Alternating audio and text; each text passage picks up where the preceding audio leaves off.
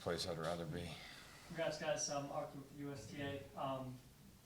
Just to start off, like you're saying, I mean, what does it mean to get this done, get over the hump, two finals, and now you got your first national title? Yeah, I mean, you said it, 2 finals in a row where we had to suffer that heartbreak. And then you have to wait a whole nother year. And then you got to wait a whole nother year again. Our team they're huge sports fans. I mean, we follow every storyline there is in sports. You know, watching during COVID, watching The Last Dance and the way that Jordan had to keep losing to the Pistons and coming back and losing to them again. And then it was, you know, what he did the year before they got over the hump was changed everything about the way he trained, doubled down, and that's what we did. I mean, we changed so much about how we trained. We started giving up a lot more of our own personal lives to do more things for the betterment of the team.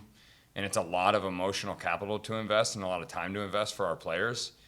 And for them to get rewarded for it, it's like, as a coach, I mean, it's a dream come true. An absolute dream come true, because they deserve it. When a lot of other kids are staying up late or, you know, sleeping in 6 days a week, they're waking up bright and early, getting to bed early. Could not be more proud of these guys. Same for you. How does it feel to get this done? I mean, it's a moment that you like dream of, and especially for the past like 3 years now, especially the previous 2 years, losing in the final, you know, coming so close, you have all those emotions like coming to you, and especially like personally for me as well, last year getting, you know, clinched on the final, that stung a lot. And, you know, like Coach said, we have a whole year. It's not like you can get back to it the next month and, you know, get right after it. That there's a lot of time where that soaks in. And I think, you know, we were super motivated this year. We were all, you know, driven with one clear goal, and, you know, super special group of guys that I couldn't be more proud of, and, you know, wouldn't want to enjoy it with anybody else. And in all the game planning, did you ever think you might finish doubles up 3-0? How big was that to get off to such a quick start? Yeah, I mean, it's quite incredible. We got 2 teams into the NCAA tournament, 2 doubles teams. I mean, that's unheard of out of a draw of 16. And it's like, we take so much pride in our doubles. I always say that that's where you can find out where the coaching and development happens, is on the doubles court, because there's so much strategy involved in it and there's so much practice. Most kids don't grow up working on that. So we take a lot of pride in it, and it hadn't been going well at third doubles throughout this whole tournament. And even at 2 during the semis, I mean, they kind of had their clunker, and they were undefeated the whole year, and they just kind of had a bad day. And that the way that this whole season's been going, it's like guys have been just picking up the slack for other guys when they haven't been there the whole time. And so that 3-0 lead, you know, it didn't mean anything, though, because you know how quickly that can turn if the other team gets a couple first sets.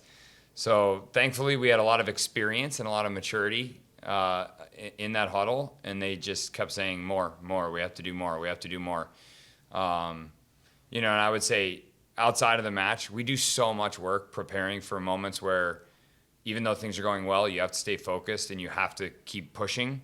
So I think our habits that got built up over the course of the past year are really what came through after we went up 3-0, being able to keep our foot on the gas.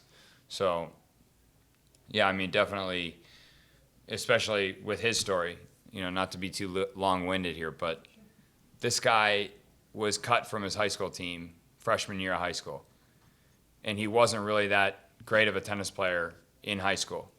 And we knew that when we recruited him and no one else did, that we were getting a steal. And his development in the past 4 years as a player, he represents everything that Case Tennis stands for, which is get better as a person, get better at tennis, and then you'll get better at life. And so just to see him at that top double spot, setting the tone for the rest of the team and proving how important player development is and how much better you can get in these 4 years of college tennis.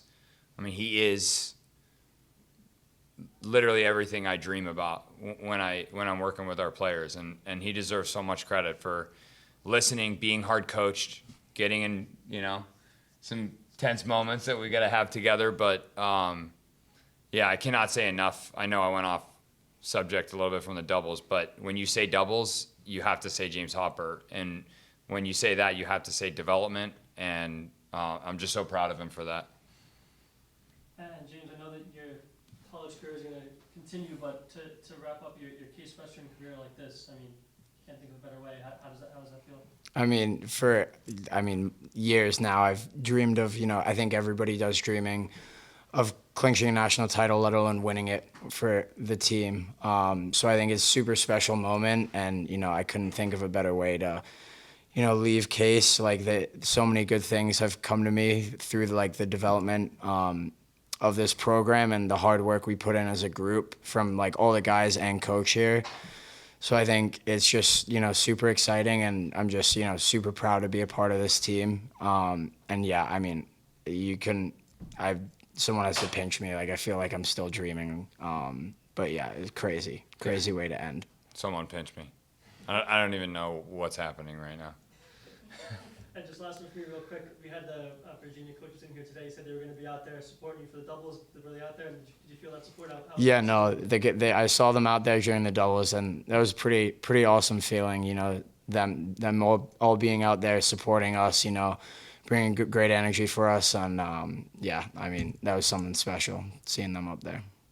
Too quick for me, for James, for you. You mentioned to people, not often does it come down to the number one court to clinch a match, but to be able to be out there, especially how last year's championship ended, for you to clinch that match, how impactful was that for you as a player? I can't even say enough words about how crazy that feeling was.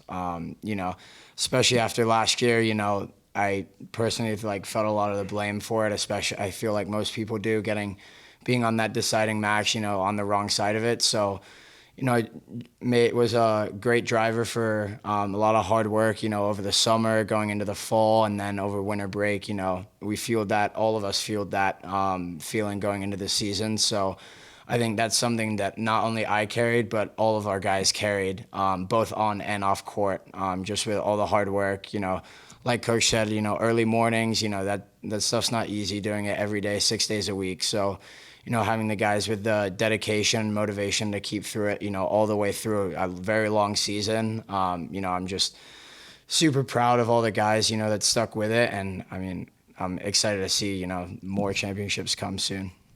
And Coach, for you, obviously, Cleveland, a big pro sports town, but you guys, Cleveland's been following your guys' run. How important is it to bring back, and what does it mean to you to bring back a college national title to Cleveland and that community? Oh, yeah. Well, this thing goes back pretty far to when LeBron left the first time. And we all read that article that said, well, now that LeBron's gone, the Browns are in the toilet, and the Guardians weren't playing too well. And then the final punchline on that article written was, and we all know Case Western's not winning any championships soon. And that whoever wrote that threw that in there, and I know we talked about it last year, but it goes really deep, really deep. I'm from Youngstown, Ohio. My family moved here from abroad and found work in the steel mills. I'm a born and raised Northeastern Ohio guy, and it means the most to me because I grew up watching all these teams, and to do something, on my end, to bring it back, not that I did it. They did everything. But holy cow, Cleveland, we yell it, right? That's one of our chants, and everybody knows we're loud and we cheer a lot, but we say Cleveland. And for the 216 and for all those people that have been supporting us and growing tennis in the city, that's basically how he got his pro tennis start, was in Cleveland, because we brought pro tennis to Cleveland. And I could not say enough about how proud I am to come back to Cleveland with a national championship, and thanks to these guys. They're incredible athletes, and they're so dedicated to where they live and what they do, and drive through the snow in the early mornings and get to the racket club and work really hard. Thanks for asking, because, Cleveland, this is absolutely something that we're so proud to bring home, right? Can't wait to do it. To that point off, you guys saw it, but the entire Michigan team was literally on the sidelines, oohing and on your court. It was crazy to see that. So to win this on such a historical event, Division I, II, and III, does that mean even more for you guys to be able to be like, this is an inaugural event, now you're taking home a national championship from this event? I have felt so much pressure personally for the past 364 days, knowing that all three divisions were going to be here. And I know that I played at Ohio State, and that's where I graduated. I knew they'd be here. And I've known Coach Steinberg at Michigan forever, and they've been great friends of ours. I mean, they even played us last year in a dual match, when they had nothing to gain out of it. Not just Northeastern Ohio, but Midwest alone. And a lot of those guys on that Michigan team know our guys, and the Virginia guys know our guys. And I mean, how cool is that to have 2 of the Final 8 teams from Division I literally on the sideline rooting for our guys? That's unbelievable. And I envisioned that. And for the past 364 days, all I thought was, we just have to get there. Just get there. And if we get there, I know it'll happen. So, yeah, like my feeling of relief at this point, it's just so relieved to be able to do it on this big stage. But I'd love to hear, like, what that means to him. Again, the guy that barely could make his high school varsity team, who was now being recruited by Michigan, recruited by Virginia, recruited by Wake Forest, recruited by Baylor. And they all wanted him. It's unbelievable. His story is unbelievable. And then all those athletes out there supporting him, it's so awesome. Yeah, I mean, it's crazy feeling, especially even like after making a decision, sometimes there could be like bad blood, but I mean, all those guys are just so supportive, and, I appreciate all the support that they were giving out there. It's really cool feeling. I mean, like Coach said, if you told me this was happening like my freshman, sophomore year of high school, I would have told you you're crazy. But this see like where we are right now in this position, in this atmosphere, it was, I mean, surreal, completely surreal. Do you think you could see it different when they made that noise? You kind of like that as a perk in your step. Did that actually get you across the finish line in that court?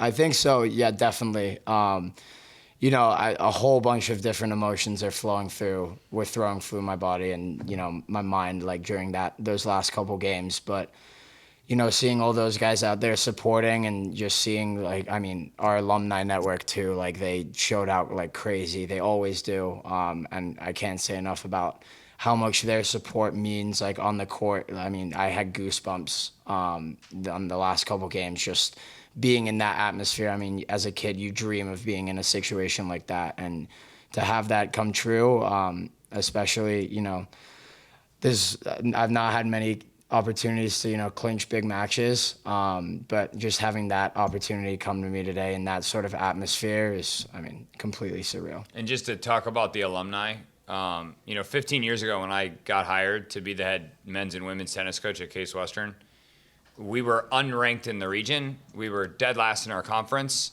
and we were a nobody mid-major nothing.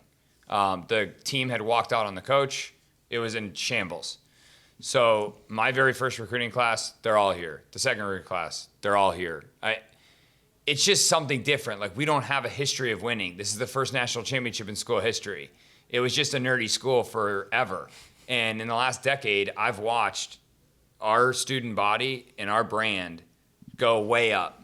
And again, like, those alumni for the past 15 years that are all out there waiting for us, like ready to celebrate with some champagne, they all paved the way. And when you start talking about our alumni, you can see it brings out a different emotion in our guys, because it really means that much more, because everyone had a hand in creating this rise to where we got to.